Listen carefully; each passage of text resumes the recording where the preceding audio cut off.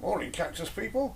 It's a bit late, but this is the new plants in October. I know it's halfway through November, but the weather's been awful, the light has been terrible, so this is the first decent bit of sun we've had.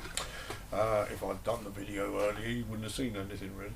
So here we go. Not got many plants in October, but a few interesting ones. So let's start off with the small ones. I've made a few notes here. Some of these I got from John at the Cactus Society.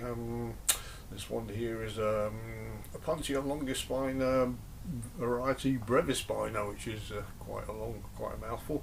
Lovely little fluffy thing here, which is very interesting little Opuntia. I've not got that one. I've not seen it before, so well pleased with that. This one, he knows I'm a sucker for tephra cactus, and he labelled this one tephra minutus, which I looked it up, and it's actually a Myonopsis minuta, which is fair enough. I love Myonopsis as well, which is great. So very interesting long pads on those. Very pleased with that. I love a Myonopsis.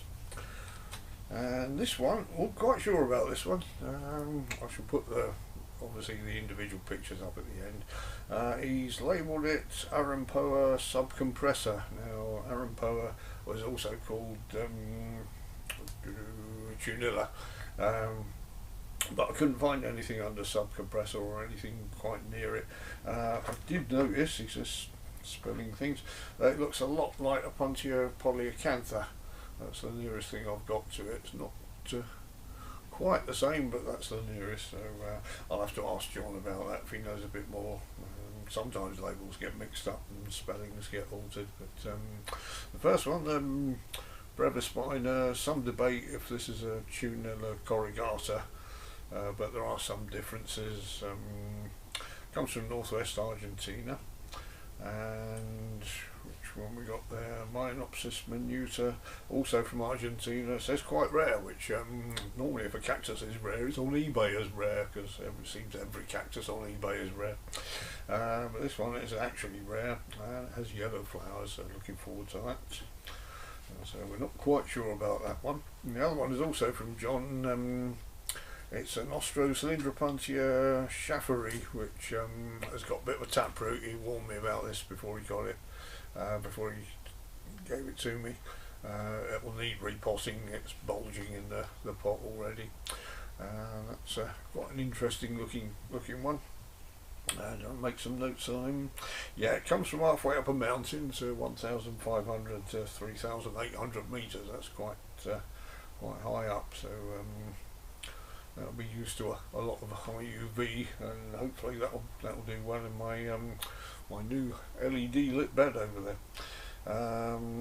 Needs regular watering but good drainage. Again, taproot prone to rot, so I've got to keep an eye on this. I'll probably raise it up. I might even keep it in a pot over there, not quite sure yet.